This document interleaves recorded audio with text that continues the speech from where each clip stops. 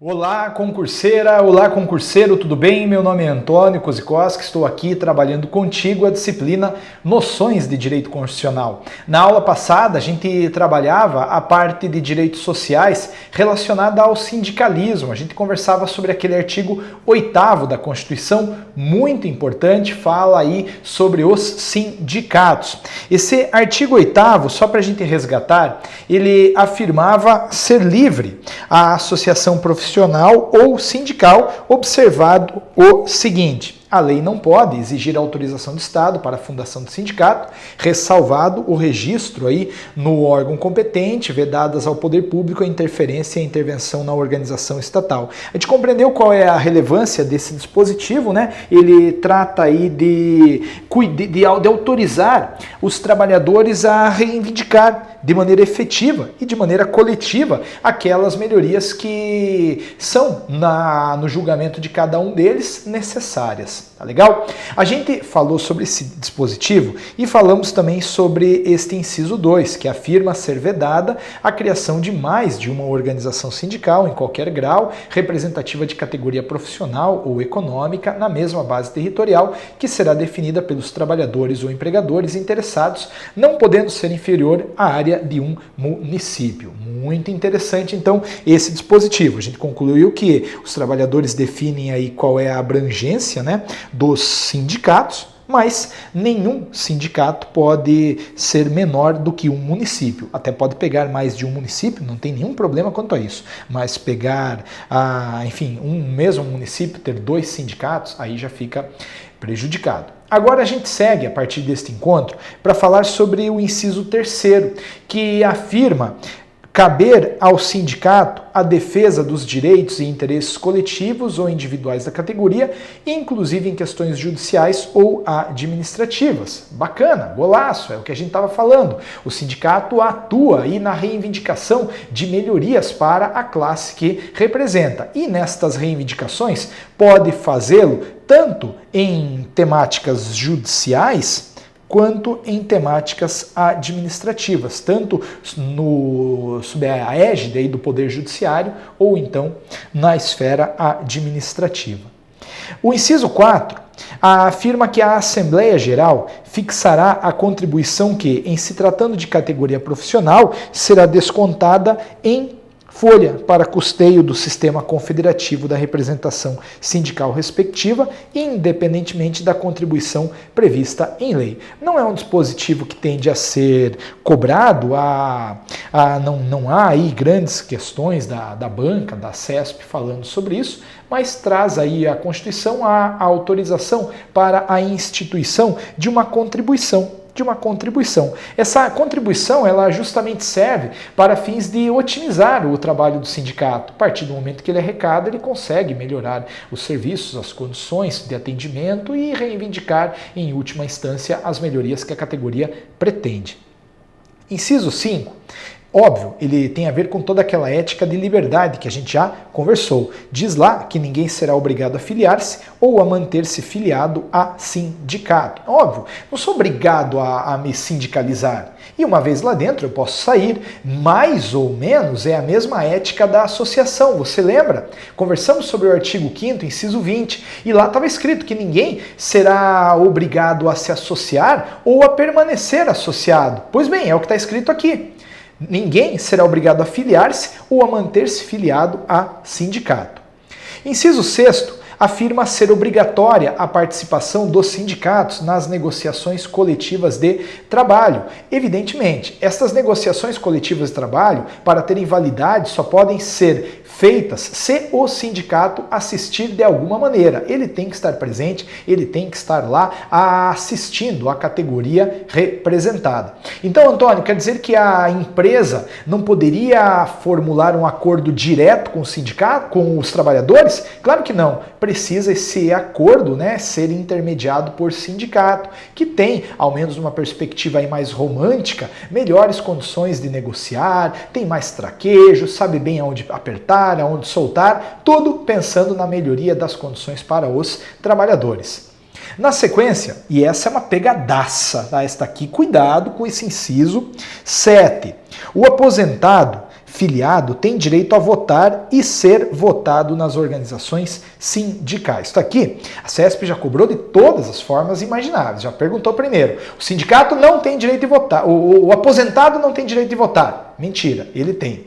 Ah, ele não tem direito então de ser votado. Tem, tá escrito aí, ele a ser filiado, obviamente, né, tem direito a votar e ser votado nas organizações sindicais. Você não vai perder essa questão. Agora, veja que interessante. Aquele empregado que se sindicaliza, ele entra num fronte de combate ali com a empresa ou com a categoria, não é verdade? Então é aquele cara que vai lá fazer a reclamação pro patrão, é aquele cara que vai puxar a greve, é aquele cara que vai encabeçar um movimento, é aquele cara que o patrão, sendo bem franco aqui, não gosta. Fala, eu não gosto desse cara. E este não gostar poderia redundar em algum tipo de prejuízo para o trabalhador que saiu da sua zona de conforto para ir ao sindicato buscar uma tutela de interesses que não são só dele, mas de toda a coletividade. É como um representante, não é verdade?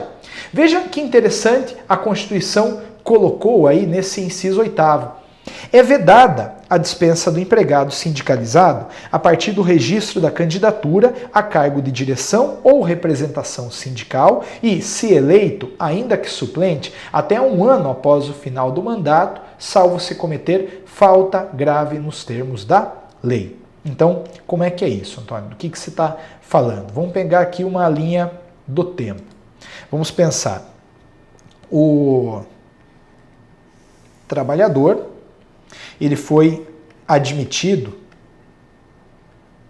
em 1º de julho de 2000. No dia 14 de julho de 2009, ele decidiu fazer o registro de sua candidatura a um cargo diretivo lá naquele sindicato. Então, nesse dia aí, 14 de julho de 2009, ele decidiu registrar-se aí como candidato a diretor ou representante sindical. A eleição aconteceu lá no dia... Vou dar um espacinho um pouquinho maior aqui, só para facilitar, tá desproporcional, mas que seja. A eleição aconteceu no dia 1º de novembro de 2009 e o cargo dele durou 2 anos. Logo, foi até dia 1º de novembro, né? Aliás, não janeiro, 1º de novembro de 2011. A Constituição fala que até 1 ano após este fim de mandato, ou seja, até o dia 1º de novembro de 2012, ele tem uma estabilidade. A estabilidade dele, então, vem daqui até aqui. E nesse período de estabilidade, ele não pode ser dispensado, salvo falta grave. Porque também se ele agrediu lá o empregador, roubou, aí é óbvio que ele pode ser mandado embora. Mas em outra circunstância, não. Ele não poderá. O que a prova vai te perguntar é isso aqui, ó. Ele tem estabilidade no período entre o registro da candidatura e a eleição, no período em que ele está exercendo aquele cargo, e não são necessariamente 2 anos, cada sindicato daí vai definir a sua regra, e também nesse período aqui de 1 ano após o final do mandato. Nesse período ele não pode ser dispensado, salvo se tiver praticado uma falta grave, o que é muito razoável, tá bom? Depois, a gente tem lá um parágrafo único, dizendo que as disposições deste artigo aplicam-se à organização de sindicatos rurais e de colônias de pescadores, atendidas as condições que a lei estabelecer. Não assusta esse dispositivo, tá? Foque-se mais naquele anteriormente mencionado e em outros que, porventura, nós já enxergamos. Agora, veja que bacana também é esse artigo 9º, que fala sobre o direito de greve do trabalhador urbano e rural. Está dizendo aí que é assegurado o direito de greve, competindo aos trabalhadores decidir sobre a oportunidade de exercê-lo e sobre os interesses que devam por meio dele defender. Quer dizer, então, que quem decide se vai fazer a greve e o que vai reivindicar é a classe trabalhadora. Ah, mas o patrão... Não esqueça, o patrão não tem querer aqui. Greve é contra o patrão, então ele não tem ingerência. Ah, mas o Estado quer que ele faça greve sobre tal e qual coisa. Não tem essa. Quem decide é a oportunidade de fazer e quem decidirá aí os temas que entrarão na pauta de reivindicações é, obviamente, o próprio trabalhador, tá bom? A lei definirá serviços ou atividades essenciais e disporá sobre o atendimento das necessidades inadiáveis da comunidade. E, de fato, existe uma lei que é de 1989 regulamentando o direito de greve. Não precisa saber a lei, tá? Não precisa ter conhecimento a respeito dela. Só saiba que ela existe e que ela definiu algumas atividades que são essenciais. Atividades de saúde, por exemplo, atividades de educação. Elas têm aí um caráter um tanto quanto essencial, um caráter de continuidade e, portanto, não poderão elas ser paralisadas em sua integralidade. Não pode. A lei vai definir. Depois, um parágrafo 2º, afirmando que os abusos cometidos sujeitam os responsáveis à pena da lei e aí a gente acaba essa parte de direito de greve. Verdade que tem ali na Constituição um artigo 10 e um artigo 11 que você vai ver sozinho aí, não assusta, o 10 mas nunca é cobrado, talvez só atente aqui para o artigo 11. O artigo 11 da Constituição. Esse artigo vai falar que nas empresas, olha lá, com mais de 200 empregados, nas empresas com mais de 200 empregados, é assegurada a eleição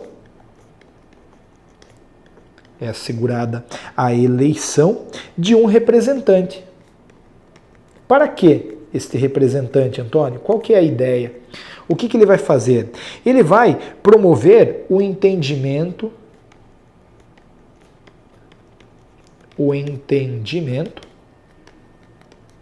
direto com os empregadores. Então é tipo um representante de turma, assim, muito mal comparando, tá? O que a gente tem que fixar com bastante carinho aí é o número de empregados, tá? Mais de 200 empregados. Mais de 200 empregados. Aí assegura-se essa eleição. E aí a gente acaba essa parte dos direitos sociais. E eu tenho para mim que a gente já viu aí basicamente tudo que consta lá no seu edital, no item 1, que falava sobre direitos e garantias fundamentais. A gente analisou os direitos e os deveres individuais e coletivos, falamos sobre direitos sociais, nacionalidade, direitos políticos, partidos políticos, falamos sobre o poder executivo, numa ética de atribuições e de responsabilidade, falamos sobre a defesa do Estado e das instituições democráticas, indo direto na temática da segurança pública, na organização dela, e também agora temos que ver um ponto que há uma cobrança boa aí. E é um ponto que, como eu disse, trarei outras questões aí para a gente analisar, tá? Não apenas da Polícia Federal. É o tema ordem social. Então vamos lá para o nosso próximo ponto. Ordem social. A gente vai analisar os artigos finais aí da Constituição Federal. Essa ordem social, contudo, ela está no seu edital baseada aqui, ou fazendo referência apenas, à base e objetivos dela, base e objetivos da ordem social. Está também mencionando de maneira direta aqui a Seguridade Social. Vamos falar sobre ela. Está perguntando sobre o meio ambiente. O meio ambiente. Família. Eu vou colocar de maneira genérica aqui, tá? Incluindo aí a criança, o adolescente. também quer saber aí sobre o idoso, né, tá junto da família, e a temática do índio.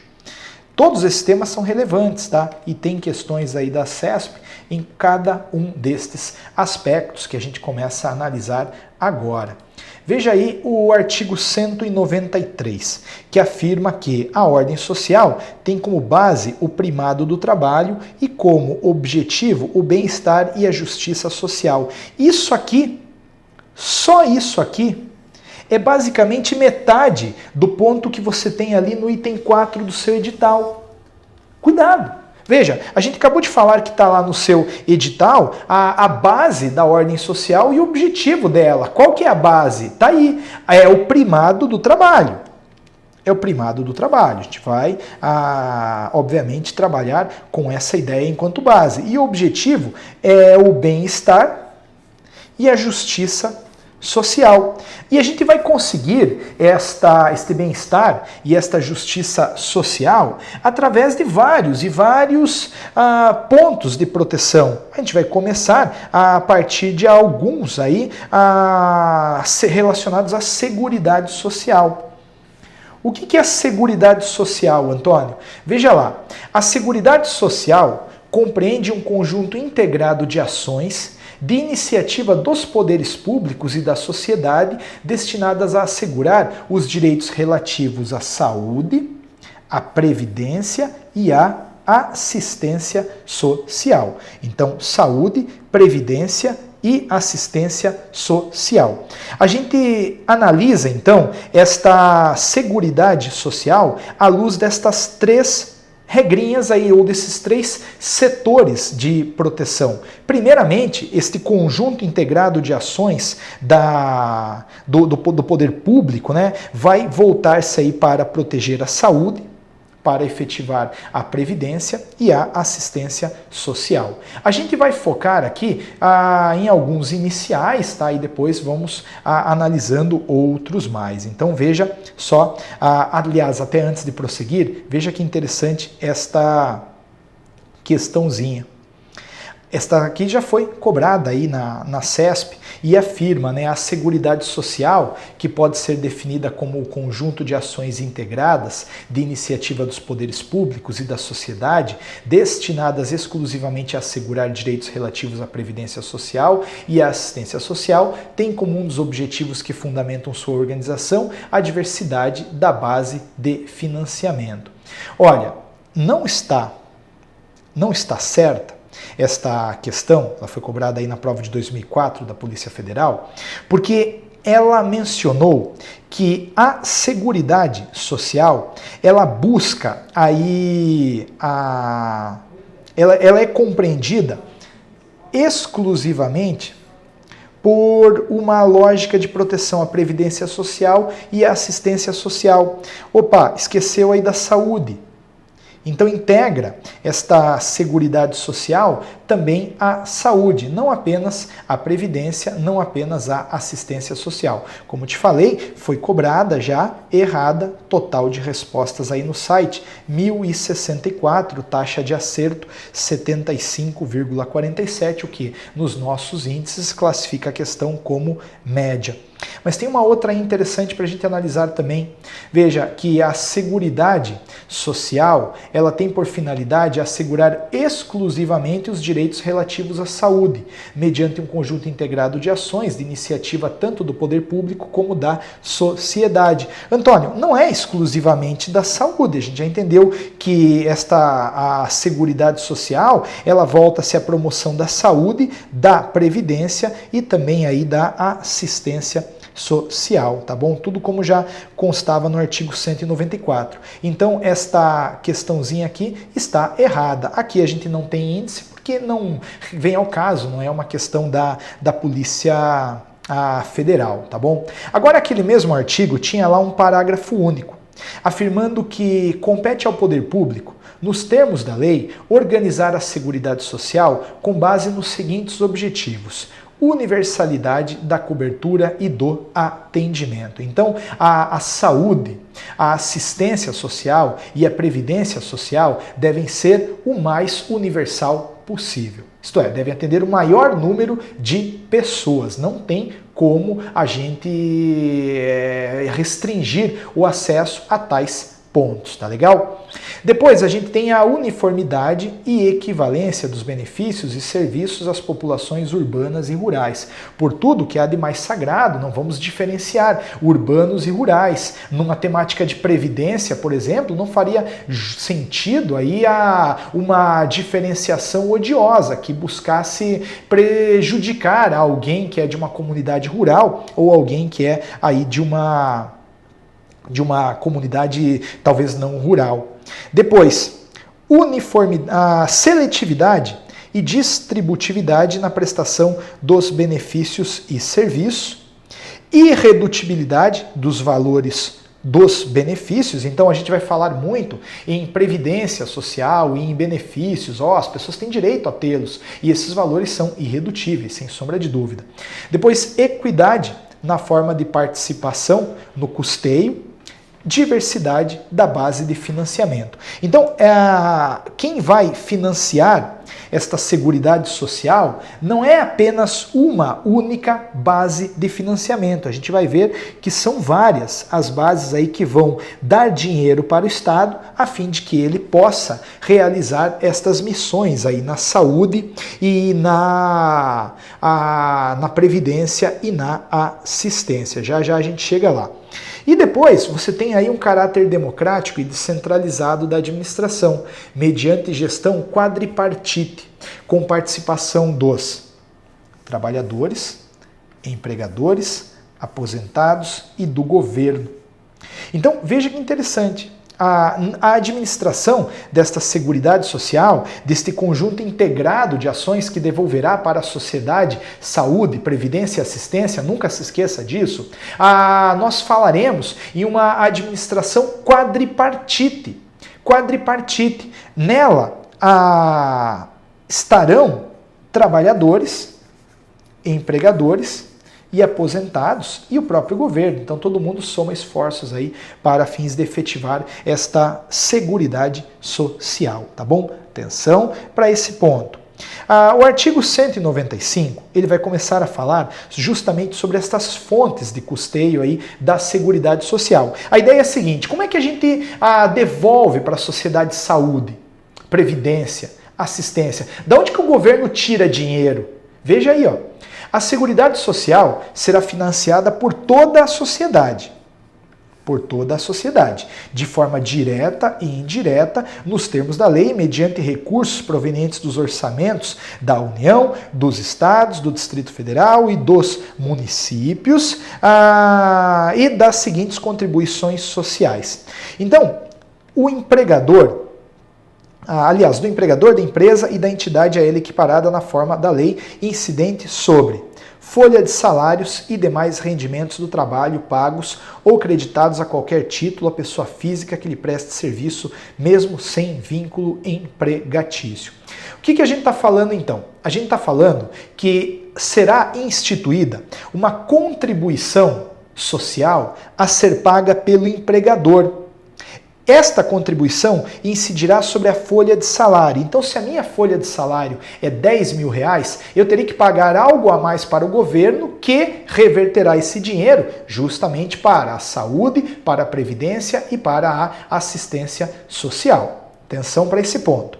Também incidirá uma contribuição aí do empregador calculada sobre a receita ou o faturamento. Então quer dizer que eu vendo cadeiras, tudo aquilo que entrou relacionado à venda de cadeira pode ser aí uma base de cálculo para uma contribuição a ser paga para o poder público. E também essa contribuição incide lá sobre o lucro, como você aí está vendo. Tá legal?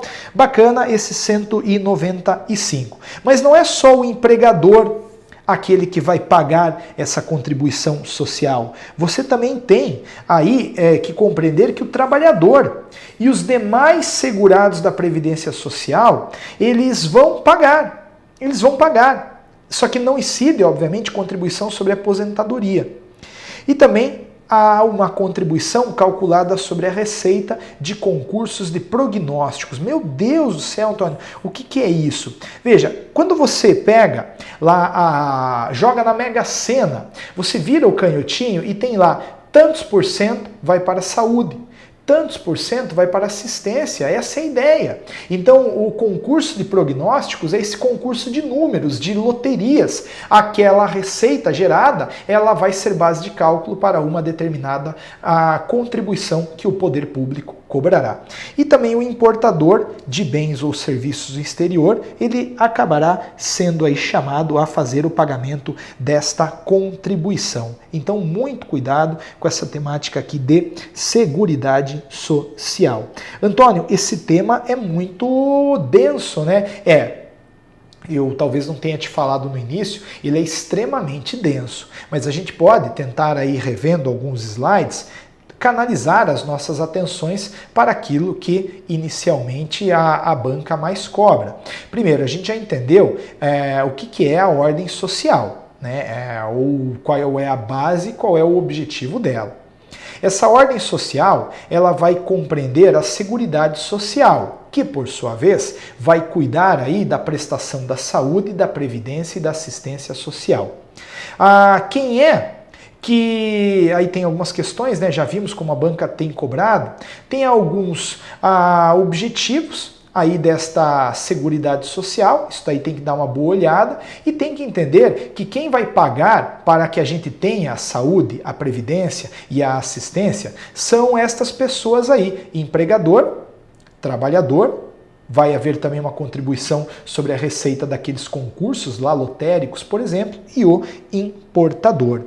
Aí, inclusive, você tem uma questãozinha interessante para fechar esta nossa aula. Relativamente às fontes de custeio da Seguridade Social, julgue o item abaixo. Não é, né, uma questão aí da Polícia Federal, mas ainda assim é uma questão de 2013.